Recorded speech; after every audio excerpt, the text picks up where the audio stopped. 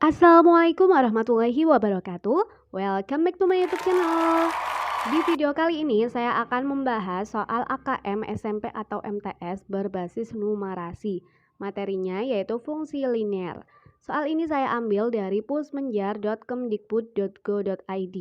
Jangan lupa kalian klik like, comment, subscribe, dan nyalakan loncengnya ya. Silakan kalian berdoa terlebih dahulu supaya nanti dapat dengan mudah dalam memahami pembahasan soal ini. Selamat menyaksikan.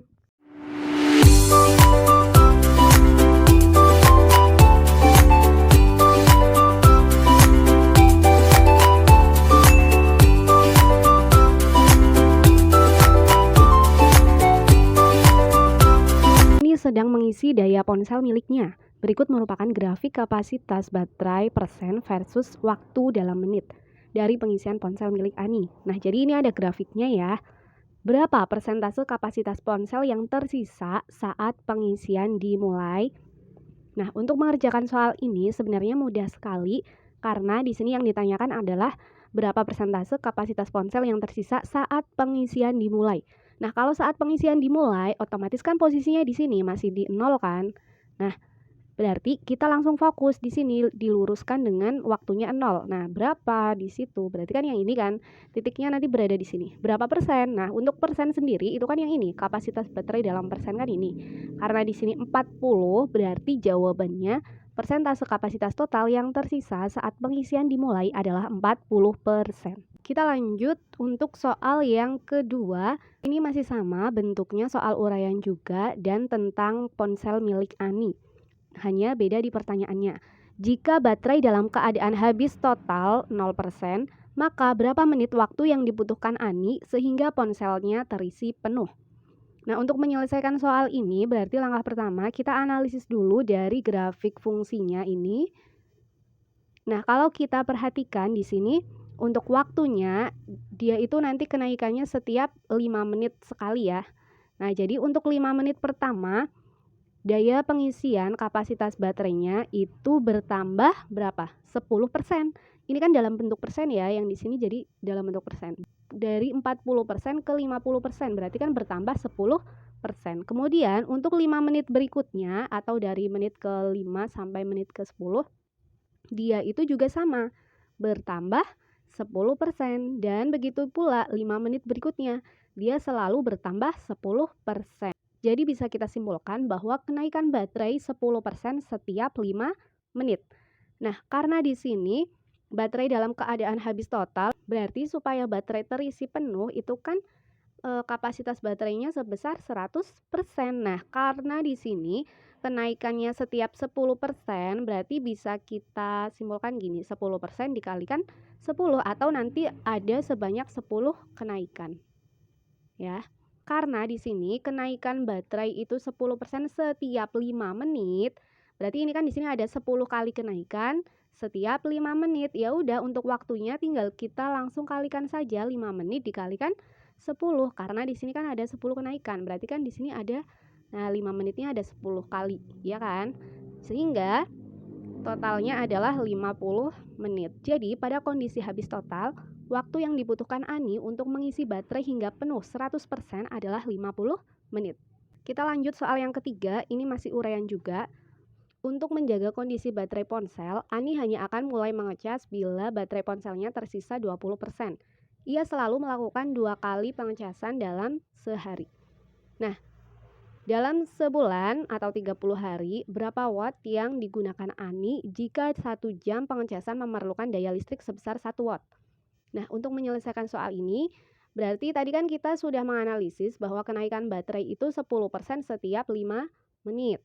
Nah, sisa baterai Ani di sini adalah 20%. Otomatis, supaya baterai Ani nanti terisi full masih kurang berapa persen lagi?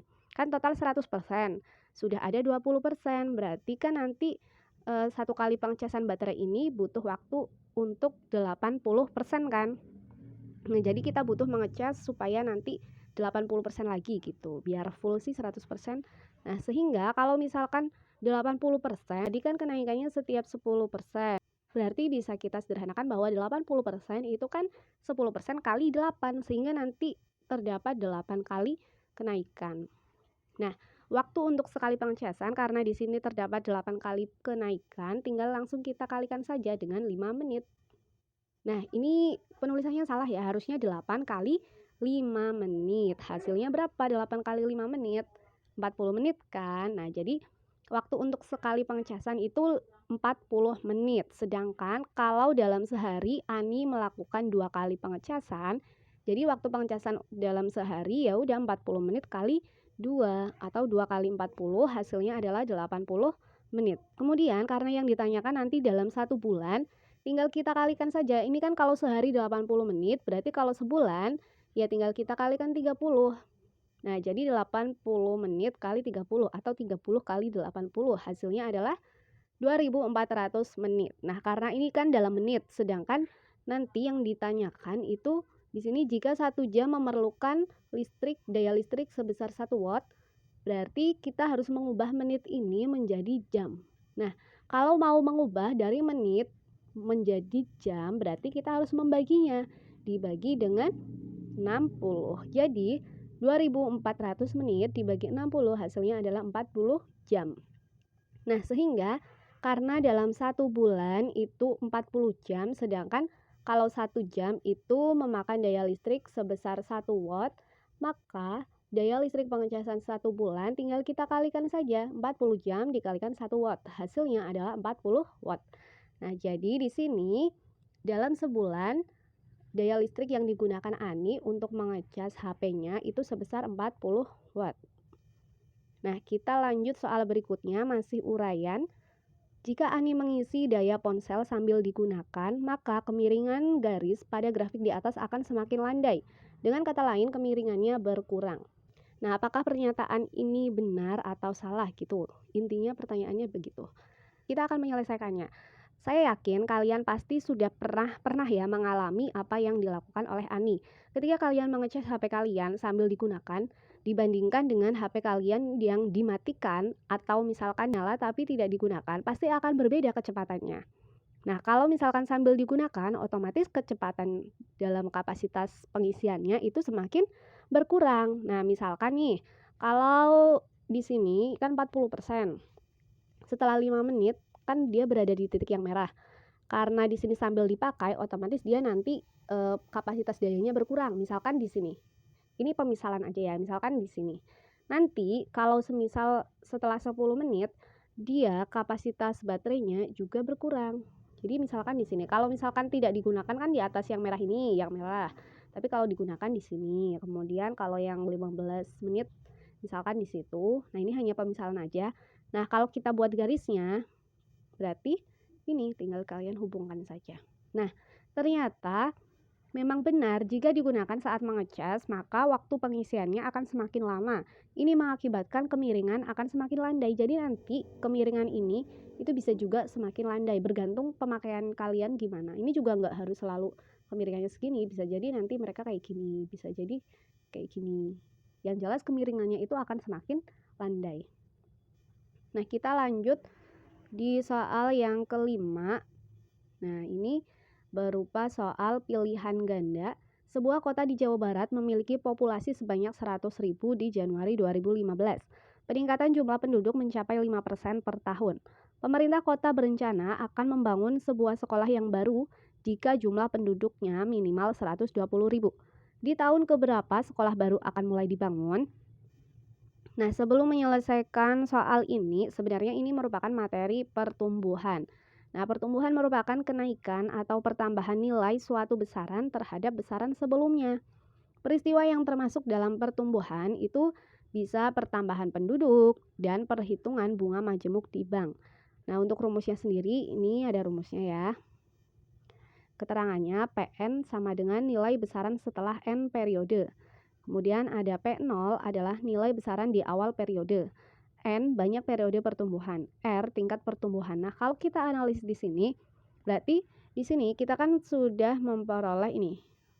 Sebuah kota memiliki populasi sebanyak 100.000 di Januari 2015. Berarti 100.000 ini bisa kita analisis dia itu sebagai nilai besaran di awal periode. Dengan periodenya nanti kan 2015 ya. Jadi P0-nya 100.000. Kemudian 5% di sini, ini kan peningkatan ya. Nah, ini bisa masuk ke tingkat pertumbuhan, kan peningkatan. Jadi R-nya adalah 5% atau 0,05. Nah, kemudian untuk selanjutnya kita akan menggunakan rumus ini untuk menyelesaikan soalnya. Nah, karena di sini kan 2015 ya. Sedangkan jumlah penduduk minimal supaya sekolahnya dibangun itu 120.000. Nah, kita misalkan saja ini kan 2015. Kalau kita lihat di opsi di sini ada 2018 ya kalau yang A. Jadi kita misalkan saja periodenya misalkan selama 3 tahun dari 2015 ke 2018 itu kan 3 tahun ya. Jadi kita misalkan pertambahan penduduk selama 3 tahun. Nanti kita akan menghitungnya menggunakan rumus yang tadi. Nah, P0-nya tadi sudah diketahui ini ya 100.000 dikalikan 1 ditambah R. R-nya 5%. 5% itu bisa kita ubah menjadi 0,05.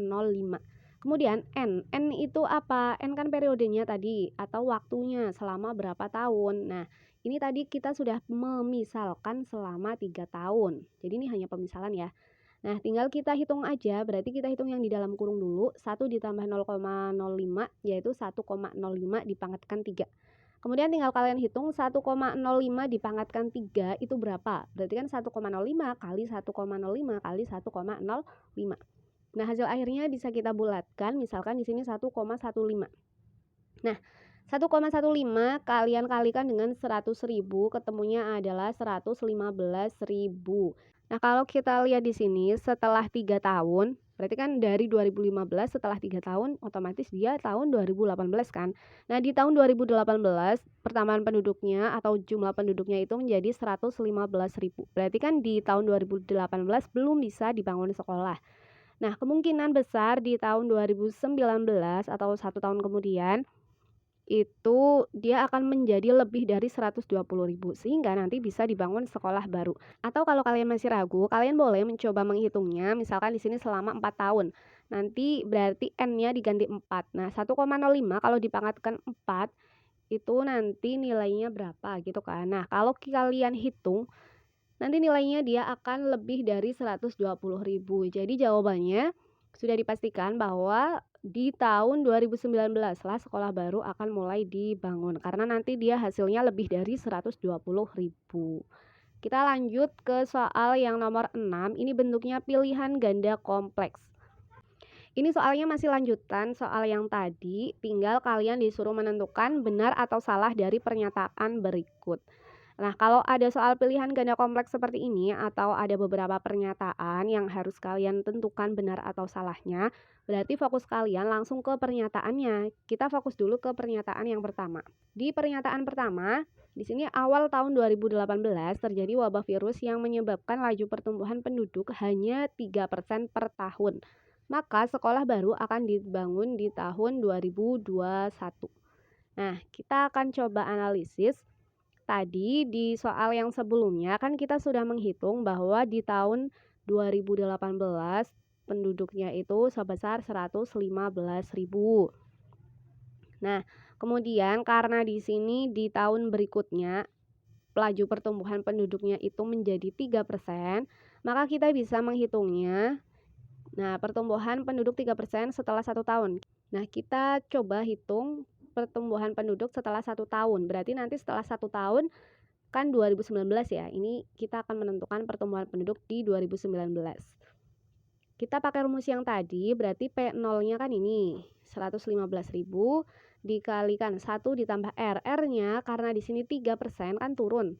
3% itu kan 0,03. Kemudian setelah 1 tahun berarti N-nya adalah 1 dipangkatkan 1. Kalau dipangkatkan 1 itu kan sama aja. Jadi di sini tidak pengaruh. Nah, tinggal langsung kita hitung. Berarti kan di sini 1 ditambah 0,03 adalah 1,03. Tinggal kalian kalikan, hasilnya adalah 119.000. Ini sudah hasil pembulatan ya, jadi kita bulatkan saja untuk menghitung tidak masalah. Nah, ternyata ini kan tadinya kan 2018, setelah 1 tahun otomatis ini adalah tahun 2019. Ternyata di tahun 2019 itu jumlah penduduknya sudah 119.000. Berarti belum memenuhi syarat ya. Nah, kita lanjut coba menghitung lagi pertumbuhan penduduk 3% setelah 1 tahun kemudian. Nah, berarti 2019 kan segini. 1 tahun kemudian berarti ini 2020 ya. kita pakai rumus yang tadi, P0-nya berarti kita pakai yang ini. Kemudian R-nya masih sama, N-nya 1 ya, karena di sini 1 tahun. Berarti ini 1,03 kan kalau dijumlahkan. Tinggal kalian hitung, ketemu 123.000. Nah, sudah memenuhi syarat atau belum? Sudah kan? Ini kan minimal 120, sedangkan di sini 123.000. Nah, 123.000 itu di tahun berapa? Tadi kan 2019. Setelah 1 tahun berarti tahun 2020. Nah, jadi di tahun 2020 sekolah itu sudah bisa dibangun. Nah, kita lihat di pernyataannya. Ternyata di sini sekolah baru akan dibangun itu di Januari 2021. Berarti benar apa salah pernyataannya? Salah kan? Harusnya itu di 2020 sudah bisa dibangun. Nah, itu cara mengerjakannya. Tinggal kita lanjut untuk pernyataan yang kedua.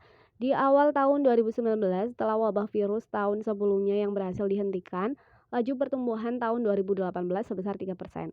Pertumbuhan penduduk kembali normal seperti awal, yaitu 5%. Jadi pembangunan sekolah harus dapat dimulai Januari 2020. Nah, tinggal kita analisis lagi. Tadi kita sudah menemukan bahwa di tahun 2019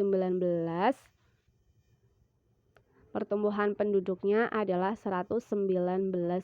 Ini di soal yang sebelumnya ya, saat laju pertumbuhannya 3%. Nah, kemudian kita akan menghitung 1 tahun berikutnya. Ternyata kan dia kembali normal, yaitu 5%. Sehingga pertumbuhan penduduk 5% setelah 1 tahun. Kita pakai rumus yang tadi, P0-nya 2019 ya, yaitu 119.000 dikalikan 1 ditambah R. R-nya karena di sini 5% berarti 0,05 terus pangkat 1 karena di sini 1 tahun. Tinggal kita hitung. Di sini 1 ditambah 0,05 menjadi 1,05. Tinggal kalian kalikan, hasilnya adalah 125.000. Jadi di sini sebenarnya ada pangkat 1-nya. Tapi kalau nggak ditulis ya nggak apa-apa sih sebenarnya. Nah, jadi ini kan setelah 1 tahun dari 2019, berarti tahun berapa ini? Tahun 2020 kan? Nah, ternyata kalau kita lihat syaratnya itu kan 120.000, sedangkan ini sudah 125.000. Berarti sudah bisa dibangun sekolah apa belum? Sudah. Jadi di tahun 2020 sekolah sudah bisa dibangun. Nah, benar apa tidak pernyataannya? Di sini ini ketutup ya, maaf. Nah, kalau kita lihat pernyataannya di sini, jadi pembangunan sekolah baru dapat dimulai Januari 2020. Nah, sesuai kan? Di sini kan juga 2020 sudah. Jadi pernyataannya ini adalah benar. Nah, ini dia cara mengerjakan soal untuk materi fungsi linear. Bisa ya? Demikian pembahasan video kali ini. Jangan lupa kalian klik like, comment, subscribe, dan nyalakan loncengnya ya. Nantikan terus videoku yang selanjutnya karena masih ada banyak sekali pembahasan latihan-latihan soal yang lainnya. Terima kasih karena kalian sudah menyaksikan. Wassalamualaikum warahmatullahi wabarakatuh.